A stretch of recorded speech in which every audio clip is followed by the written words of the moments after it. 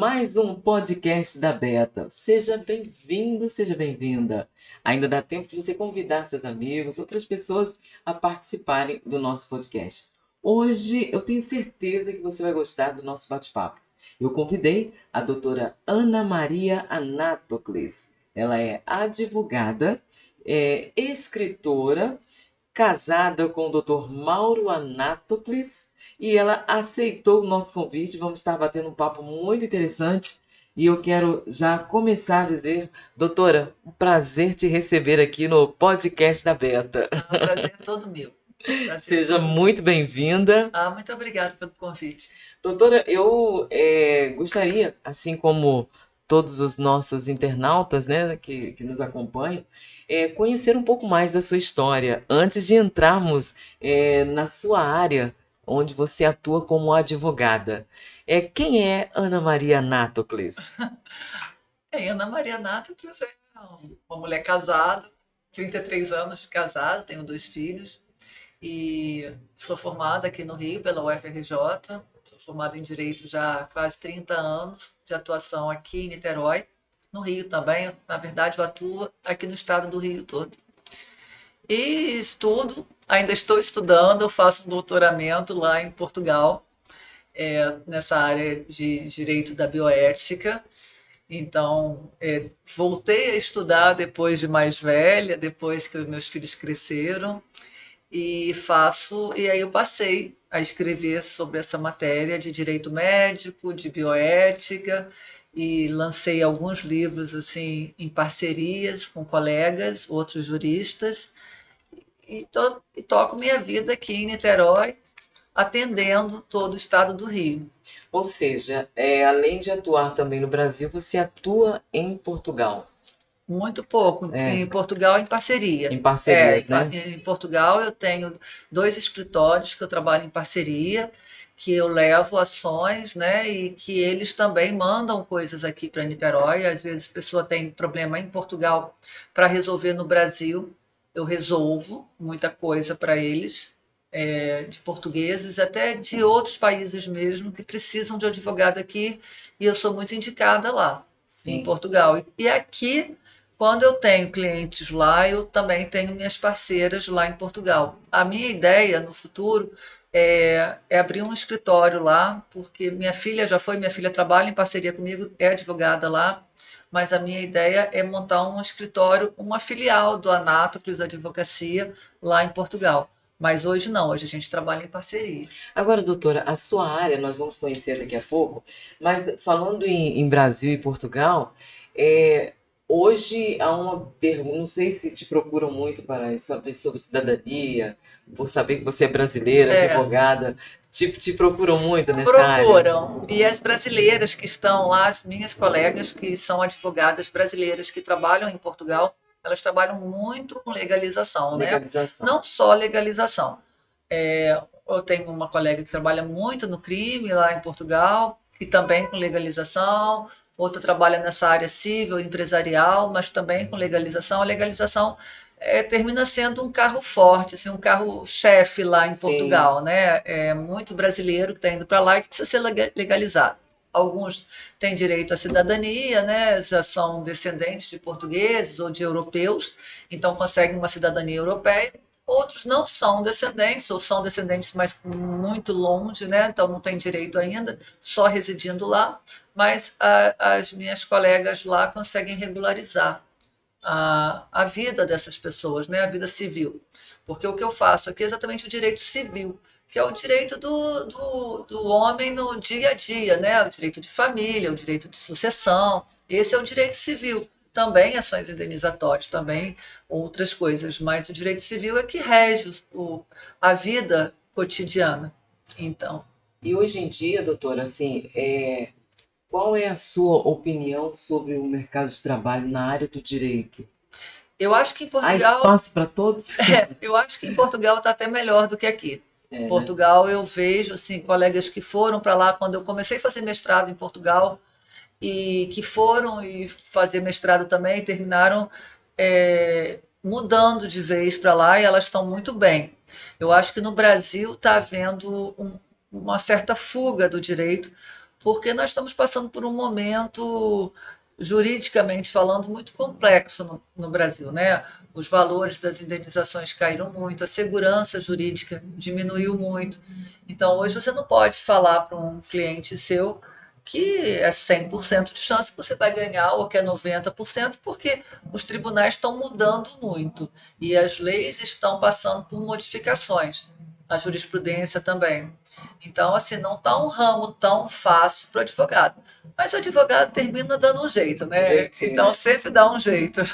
Antes de continuar, voltando um pouquinho, quando foi assim? Quando que você sentiu que você deveria ser essa motivação para ser um advogado? O que te despertou? É uma pergunta boa. Eu comecei a pensar em fazer direito mesmo com 18 anos. Com Quando eu fui 18 ia anos. entrar na faculdade, eu gostava muito da atuação de advogados, de promotores no cível, porque as pessoas falam sempre dos promotores no crime, né? Então tem sempre aquela filme que mostra julgamentos. Isso não era o que me atraía. Eu gostava do direito civil, do direito das pessoas, né? E isso eu sempre achei muito interessante. Sempre achei que isso aí que era a área que eu devia atuar. Então eu entrei na faculdade com essa intenção de trabalhar com o direito das pessoas. E hoje, qual é a área do direito que você considera que esteja em alta? Tem várias. Por exemplo, o direito tributário é uma área que está muito em alta. Os grandes escritórios, as grandes corporações estão ganhando muito dinheiro, até porque por conta da insegurança jurídica, muda-se muito as leis tributárias e aí os empresários ficam enlouquecidos. Tem que ter realmente um grande escritório atrás para dar esse embasamento. Isso é uma área maravilhosa do direito. Tem colegas que trabalham nisso e que estão assim na melhor fase da vida profissional. O direito criminal também, o direito penal. Acho que não Depois tem da fim. Lava Jato, então, foi uma beleza. Os colegas estão muito bem nessa área. O direito de família, o direito de sucessão, também, porque tudo tem que ter uma intervenção do advogado. Mesmo que você faça, por exemplo, um inventário em cartório, um inventário que a gente chama extrajudicial, ou uma separação extrajudicial em cartório, você tem que ser acompanhado de um advogado. Você não pode fazer sem um advogado. Então, quem atua nessa área também tem sempre trabalho. Agora, a sua área, você escolheu é, atuar na área do consumidor e Sim, serviços médicos, né? é. Não se ouve falar muito. Não, quando eu me formei, o direito do consumidor estava iniciando, estava se engatinhando mesmo. E eu comecei a trabalhar, e aí surge de tudo, né? Desde um corte de energia, a negativação no Serasa, acidentes, pessoas que são atropeladas por ônibus, que morrem, às vezes a família procura por causa de um acidente que um ônibus provocou, acidente de ônibus, né? Acidente de avião. Isso é uma coisa que desde o começo eu fiz muito. Mas aí começaram a surgir assuntos ligados à medicina, a planos de saúde, pessoas que queriam fazer uma cirurgia bariátrica, por exemplo, e o plano não É autorizava, onde muitos não sabem seus não direitos e acabam sabem. perdendo, né? Exatamente, porque nós temos um excelente Código de Defesa do Consumidor, é um dos mais modernos do mundo, acho até que é o mais moderno do mundo, e nós temos uma excelente lei de planos de saúde que regulamenta, só que as pessoas não conhecem. É isso aí. Agora eu ia te falar, perguntar. Falta leitura, né? Falta leitura. Na verdade, as faculdades, eu, por exemplo, quando estudei, eu não estudei o Código de Defesa do Consumidor, nem estudei a lei que rege os planos de saúde, nada disso. Isso você termina tendo que aprender na prática, e hoje existem até muitos cursos.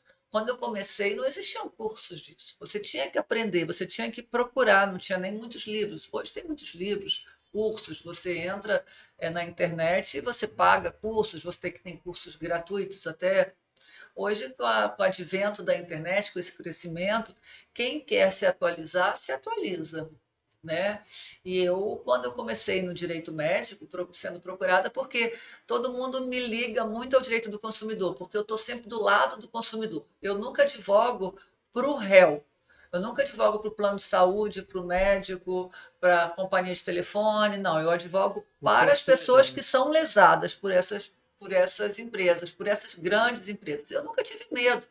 Então, assim, se é um grande laboratório, ou se é um hospital, ou se é uma empresa de telefonia, eu não estou nem aí. Eu sei o trabalho que eu posso fazer.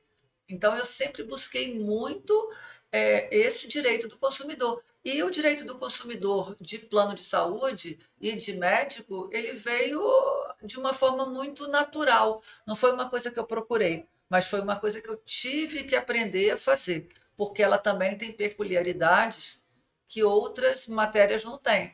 Você precisa, por exemplo, muitas vezes de um assistente técnico, de um médico que te dê uma noção do que está no prontuário. Você precisa do prontuário médico E isso é mais na caminhada e nas experiências na é, caminhada, que você exatamente. passou, não é isso? Exatamente. Por exemplo, quando eu comecei a fazer parto tardio, nem existia essa expressão parto E o tardio. que é o parto tardio? Pois é. O parto tardio é uma coisa que eu falo que todo mundo conhece alguém ou alguma história. É aquele caso de violência obstétrica, que também não se usava essa expressão, que é muito comum, principalmente nas mulheres mais pobres, quando a mulher entra em trabalho de parto e ela vai até um hospital para ter o filho, e aí começam a jogá-la para depois. Não, volta, a senhora não está ainda em trabalho de parto, volta amanhã. Hum, Olha, quando tiver uma dilatação maior, outra contração, a senhora volta. E a mulher fica indo e vindo do hospital, e até que chega um ponto que a criança tem que nascer mesmo, é expulsa dali, seja normal ou cesariana, e aí ou a criança não nasce com vida, né? A criança morre, ou a criança fica com sequelas às neurológicas vezes estado para vegetativo, né? sempre, às vezes vegetativa, às vezes a criança até anda, mas tem dificuldade na fala, tem dificuldade de aprendizado. Quando você vai nas APAES, quando você vai nas pestalozes, você vê demais crianças assim, que são crianças que ficam com deficiência cognitiva, deficiência na fala, deficiência nos movimentos, e por causa de lesões cerebrais, por falta de oxigenação no momento do parto. E por E quê? Porque o parto não foi feito na hora que a mulher disse: eu estou em trabalho de parto. Ninguém conhece o corpo da mulher melhor do que a do que própria a mulher. própria mulher, exato. E assim, eu acho que a senhora está dando uma informação muito forte e necessária que muitas mulheres que passaram ou conhecem alguém que já passou por isso não sabiam. E não buscam a Não justiça. buscam justiça, né? Hoje, o meu trabalho de doutorado é exatamente no parto tardio. E eu comecei a fazer uma pesquisa assim, informal, com as pessoas que eu conheço, com os meus clientes. E eu falo, e todo mundo fala: não, eu conheço, mas isso gera ação, isso gera dever de indenizar. Eu falo: mas é claro, se uma mulher vai ter uma criança, a criança está a termo e a criança morre. É claro que ela tem direito de ser indenizada pelo hospital, seja um hospital público ou privado. Se você for um hospital público, você vai entrar contra o dono do hospital, seja ele o município, o estado ou a União. Se for um hospital particular, você vai entrar contra o hospital particular. Em quanto tempo essa mãe, vamos supor, está assistindo a gente agora, passou por isso? Ah, mas já faz 5 anos, 4 anos. É, Quanto tempo ela tem para recorrer? se a criança morreu e ela teve num hospital público, 3 anos. Se a criança morreu e foi num hospital particular, 5 anos. Agora, caso a criança não tenha morrido, tenha ficado com sequelas, tenha ficado com uma paralisia cerebral, com um problema, com uma sequela, aí a prescrição ela só ocorre depois da maioridade da criança. No caso, a criança atinge a maioridade aos 18 anos, ela tem até os 21 anos para processar um hospital público e até os 23 anos para processar o hospital particular ou o plano de saúde, porque também Até tem os crianças vinte e que nascem três até anos? os 23 anos. A criança, a mãe continua sempre com 3 anos e 5 anos para a indenização dela. Ah, Dela, sim. 3 anos e 5 anos. E o que que a criança tem direito de. No caso da mãe, a indenização é por dano moral, por ela ter perdido o filho, né? Mas no caso do filho, o que é o que o filho vai receber? O filho tem direito a dano moral, a dano estético, a dano material, a todo o tratamento médico de fisioterapia, de fonoaudiologia, de medicação. Ele tem direito a um pensionamento para o resto da vida. Ele tem vários direitos, por exemplo, se ele tiver que ficar o tempo todo na cama, em vegetativo, ele tem direito a um home care, ele tem direito a uma enfermeira ou um acompanhante. E Tudo tudo isso, isso, e interessante que quantas famílias estão passando por isso, doutora? e ninguém busca. Precisa ser falado mais vezes, Aí o talvez, que né? fazem? Fazem vaquinhas virtuais, pedem ajuda à família, pedem ajuda ao patrão, e sendo que essas pessoas não precisariam estar com o pires na mão. Elas podem pedir ao responsável por aquela situação que indenize. É rápido? Não. Claro que quando você faz contra um hospital particular, contra um plano de saúde, você vai ter uma tutela antecipada e já vai ter um tratamento ali desde o início. Quando é um hospital público, você vai receber no final a indenização. Mas eu falo que, independente de quando você vai receber ou de quanto você vai receber, com certeza, quando sair a sua indenização, você vai estar precisando do dinheiro. É seu Vai ter direito, né? sempre Exato. útil para o tratamento do seu filho, para comprar uma casa. Às vezes você paga aluguel, você pode comprar uma casa para o seu filho, você pode comprar uma casa para você, você pode ter uma vida muito mais confortável ou pagar uma enfermeira 24 horas ou 12 horas para te auxiliar. Então, a indenização é um direito da pessoa, é um direito daquele menor, é um direito da mãe, é um direito do pai, é um direito do menor, e que as pessoas diariamente jogam esse direito no lixo, porque ninguém procura um advogado para fazer esse tipo de ação.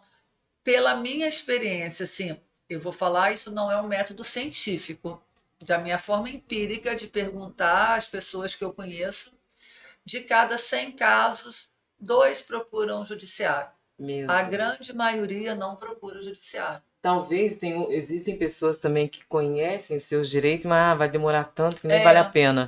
Então vive aí com um pires na mão, como a senhora disse. Sendo que tem coisa, poderia estar recorrendo, né? Buscando seus direitos e assim, talvez, não vai adiantar, ou eu vou perder mesmo. Tipo assim, pensam exatamente. dessa forma, né? Exatamente. Eu já tive casos que a mãe é, foi pelo plano de saúde no hospital ter a criança, foi devolvida para casa, voltou, foi e voltou 4 vezes e a criança passou a vida inteira em cima de uma cama em vida vegetativa. Eu perdi agora uma cliente já com 26 anos, a Vanessa, que foi um caso assim.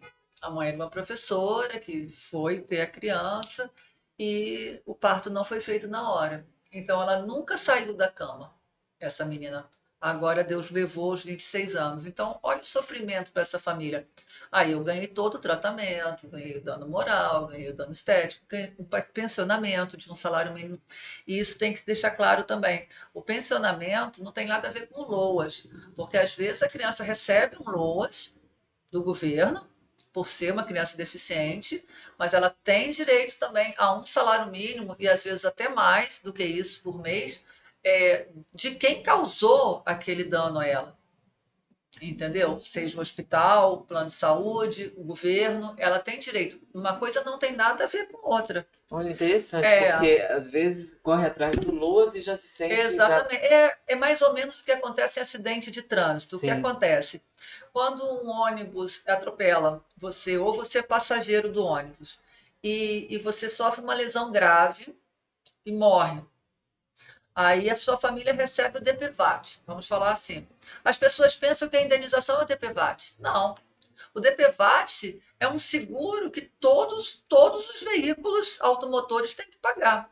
A indenização que a empresa de ônibus tem que pagar a família da pessoa que morreu não tem nada a ver com o DPVAT. que Nada a interessante. ver. Às vezes a indenização é assim, 50 vezes maior do que o DPVAT.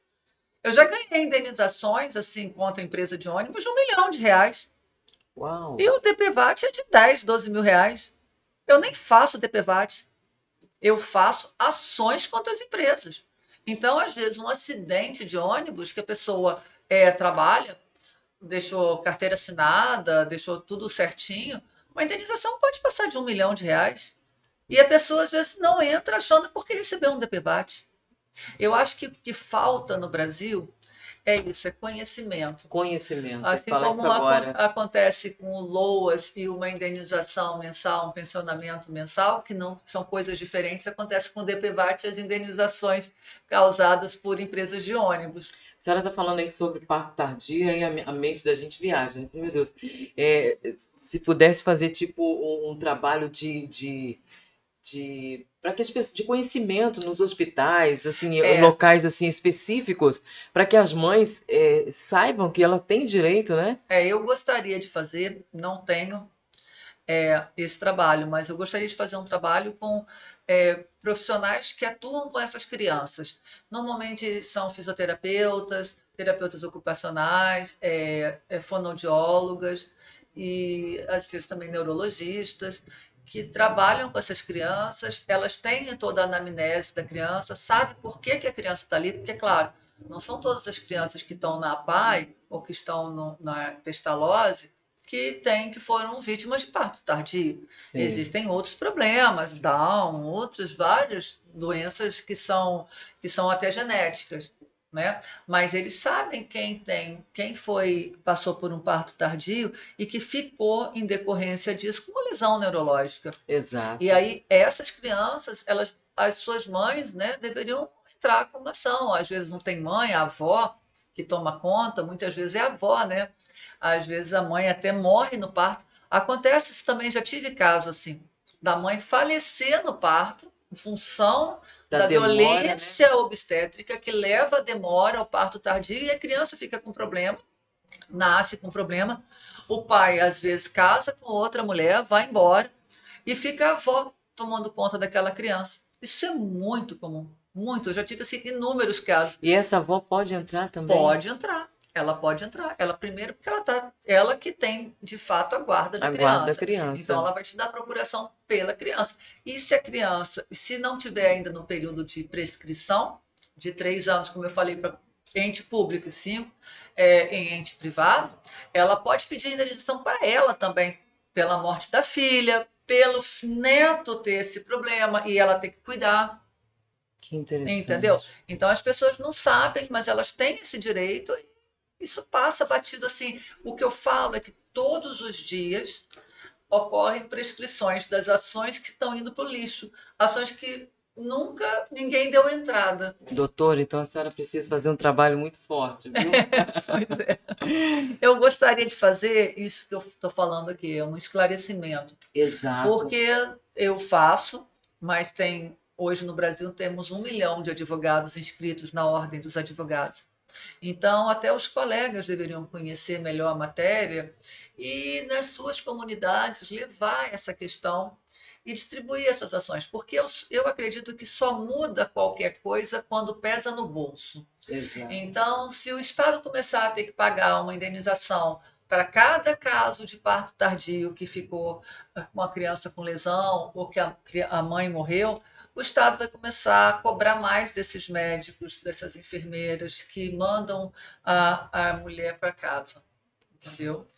Doutora, então, agora a senhora falando assim, eu falei, gente, quantas pessoas que, assim, quando eu era pequena, eu ouvi falar dessa história, não sabia que o nome era parto tardio, mas a gente escuta a história de mulheres e não recorreram, não fizeram nada, e quantas estão nos assistindo e conhecem alguém que realmente precisam dessa informação? Sim, olha, eu tenho uma filha de 30 anos e eu tive uma colega que engravidou ao mesmo tempo que eu.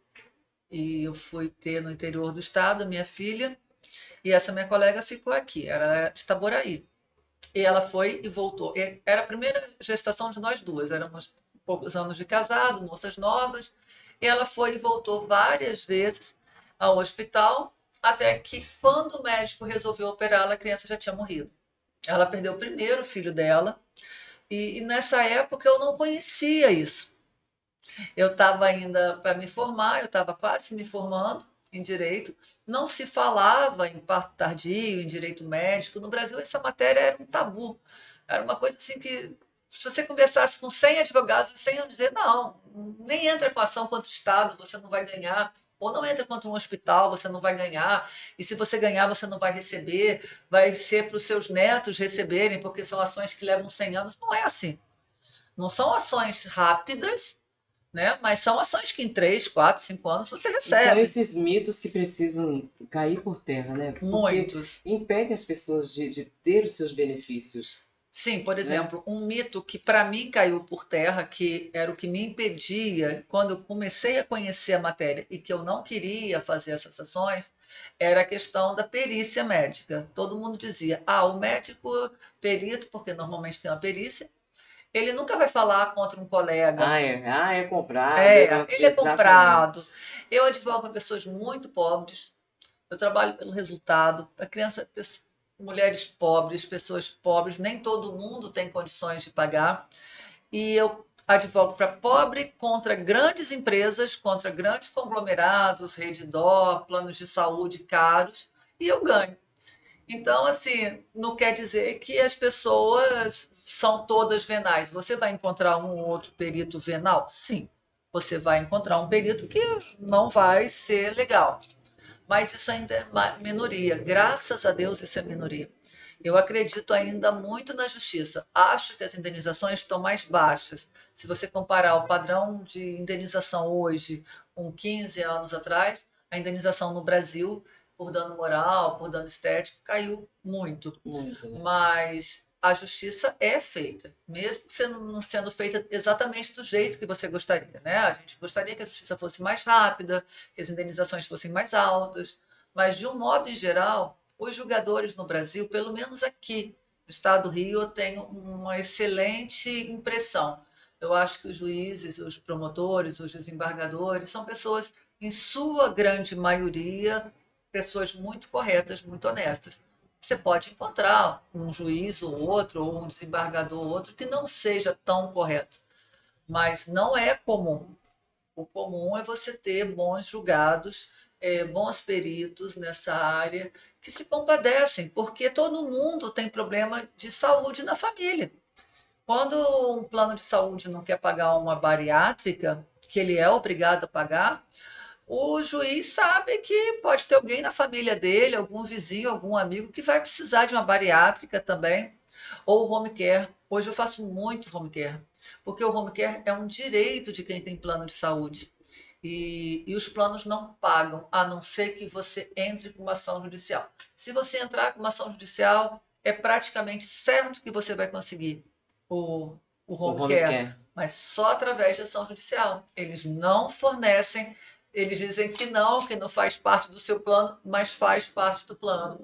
Agora, doutora, nessa área do plano de saúde, qual é a ação frequente assim que as pessoas que acontece não sabem e que você já advogou e ganhou a causa? Qual foi a que mais assim é tão normal que as pessoas poderiam saber e não se interam? No plano de saúde, o mais comum é o home care. É o home care Home mesmo, né? care, muito comum. As pessoas às vezes não sabem o que você vai pagar de um advogado ou o advogado e mais as custas processuais, né? É o valor de 1 ou 2 dias de home care. E às vezes a pessoa vai precisar ficar anos numa home care. Então, é uma economia muito grande, porque quando o doente fica em home care, todas as despesas com aquele doente ficam por conta do home care. Então, fraldas, remédios, curativos, se a alimentação for aquela alimentação GAN, fica tudo por conta do home care, então por conta do plano de saúde. E aí, esse tem que ter aparelhos ligados, fisioterapia, fonoaudiologia, enfermagem, acompanhamento diário, 24 horas ou 12 horas, o que o médico prescrever, tudo isso deve ser pago pelo plano de saúde. Então, pensa só num paciente que vai ficar num hospital em casa, quanto custaria um dia disso? 2, 3, 4 mil reais você vai gastar por dia. Então, se você tiver um home care, que é bancado pelo plano de saúde, é uma economia aí de 50 mil reais por mês, 60 mil reais. Você vai falar, ah, mas a família não vai ter condições de pagar. Sim, por isso a pessoa vai ficar mais mal cuidada. E com o home care, a pessoa fica mais bem cuidada. Agora, acontece um acidente, algo assim, a pessoa necessita de home care. Até ele entender que precisa ir à busca por um advogado, quanto tempo que Não, é o que acontece. O home care, quando você sofre um acidente, não acontece o home care. Por quê? Você vai imediatamente para o hospital. Sim. Aí, quando a pessoa Não, vai desculpa, deixa ter. eu arrumar. E quando a pessoa está indo para casa, Isso, a pessoa precisa. vai ter alta hospitalar e o médico diz: olha, ele vai ter que montar um home care em casa. Ele não é mais caso de ficar internado, mas é caso de montar um home care. Sim. Nesse momento, a família vai ter que dar entrada no plano de saúde. Eu posso parar um pouquinho para tossir? Sim.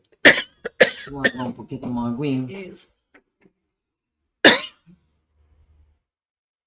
Bom, que eu repasso há quanto tempo, quanto tempo leva para o paciente que precisa de um home care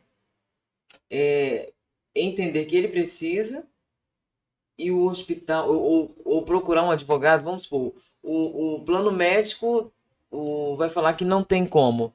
E ele está precisando em casa. Sim. E aí procura mudar essa história. De um modo Ah, geral. rapidinho. Vamos ver. Vai iniciar agora, né? Isso. Ah, tá bom. Tá, eu só fiz um teste para ela saber qual é a pergunta. Tá bom. Então, vamos aí.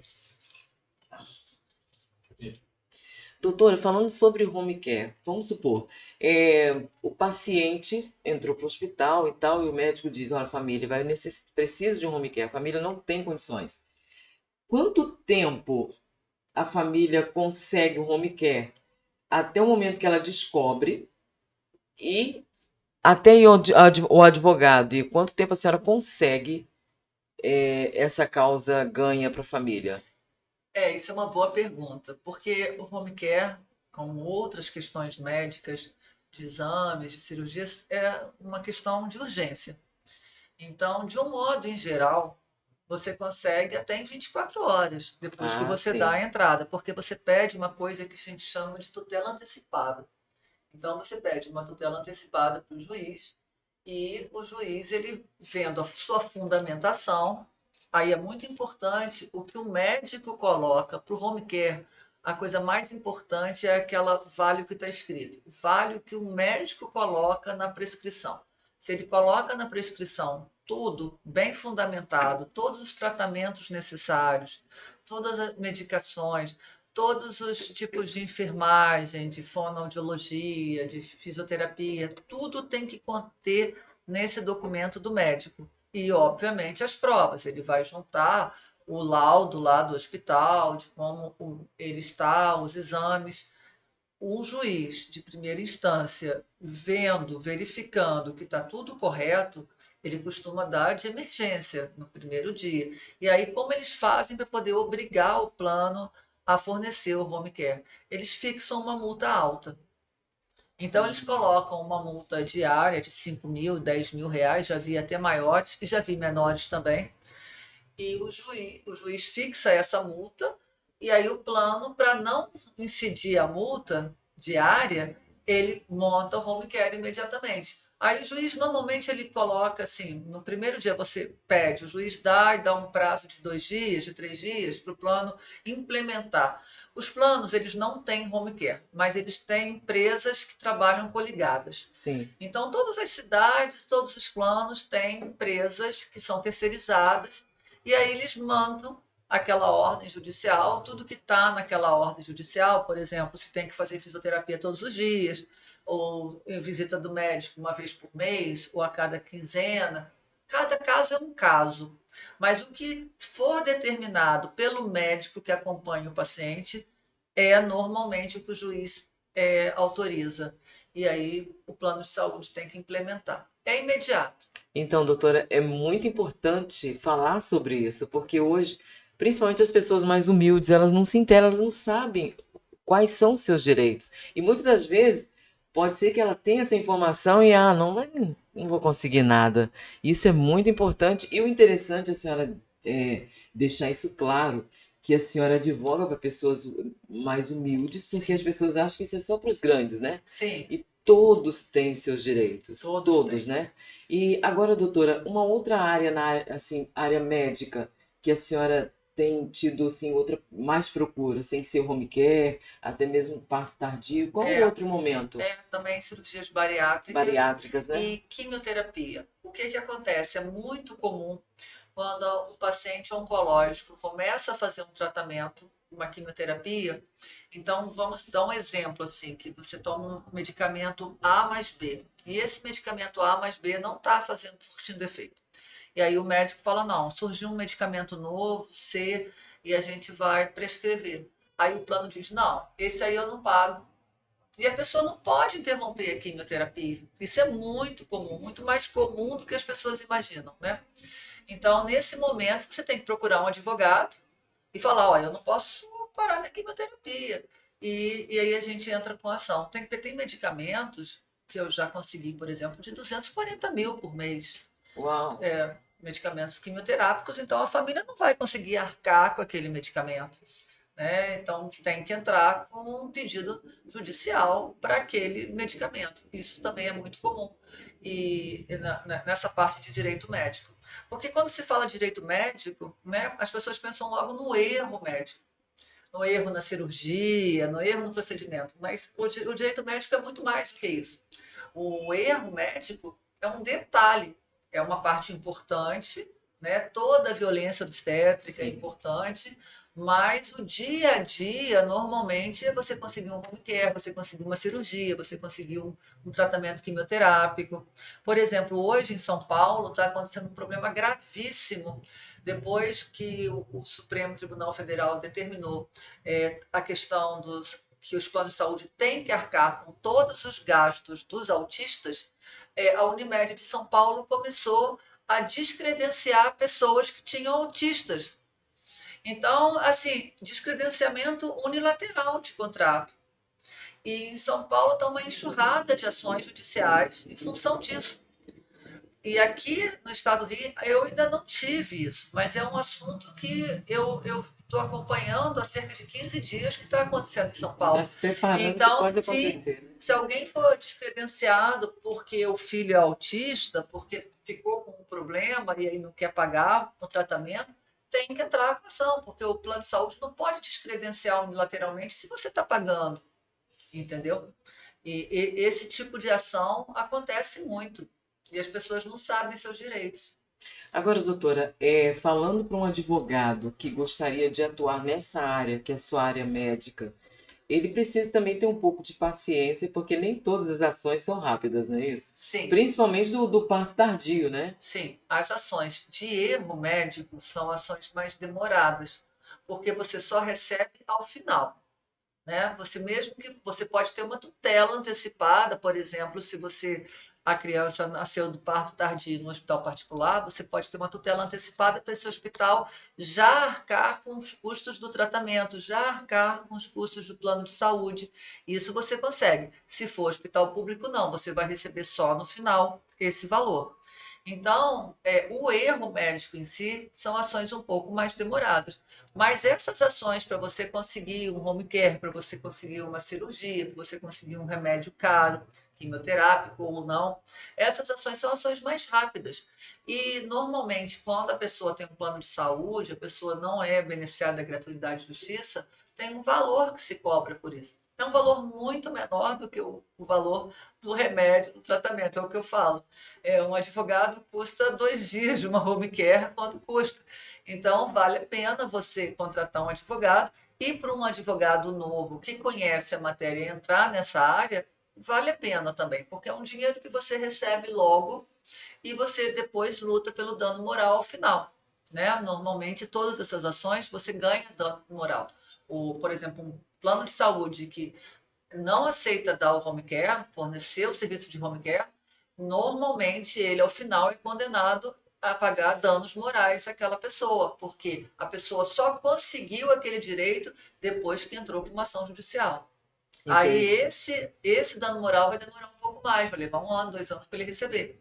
Mas ele já vai estar com o serviço funcionando.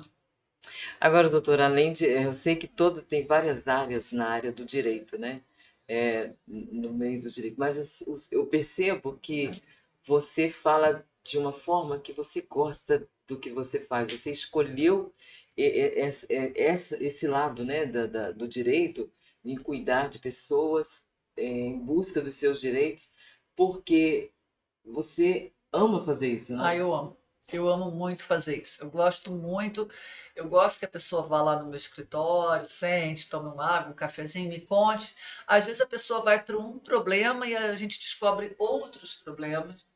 Então, às vezes a pessoa vai me contar uma coisa e eu vou tirar, eu faço uma consulta sempre de Serasa, SPC, e às vezes eu descubro que a pessoa está com uma negativação por um banco que ela nunca nem teve conta. Isso é comum. É comum, às vezes você nunca teve conta num banco X e quando você vai ver, tem uma negativação do banco X que você sequer foi intimada daquilo dali. E aí você foi, às vezes, por um problema, um outro problema, e você termina me dando uma procuração para processar aquele banco. Isso acontece muito comigo. A pessoa ir para resolver um problema e sai de lá com três, quatro ações, porque as pessoas não sabem que estão com esses problemas. Eu Hoje mesmo, gosto. hoje mesmo encontrei com uma moça, ela disse, ela estava muito nervosa, eu falei, o que está acontecendo? Ela, eu estou indo atrasado para o meu serviço porque a minha conta de luz é R$ 100 por mês. E agora está vindo 350. E eu cheguei lá para perguntar qual o problema. Ah, o problema foi que você fez um empréstimo. Ou seja, ela está desde janeiro pagando 350 e descobriu hoje que ela está pagando um empréstimo que ela não fez. Exatamente, isso acontece demais comigo, demais. Por exemplo, às vezes a pessoa, vou te contar um caso concreto, né? Um cliente meu que ele recebe pelo Bradesco. E toda a vida dele foi sempre pelo Bradesco, ele nunca teve outro banco.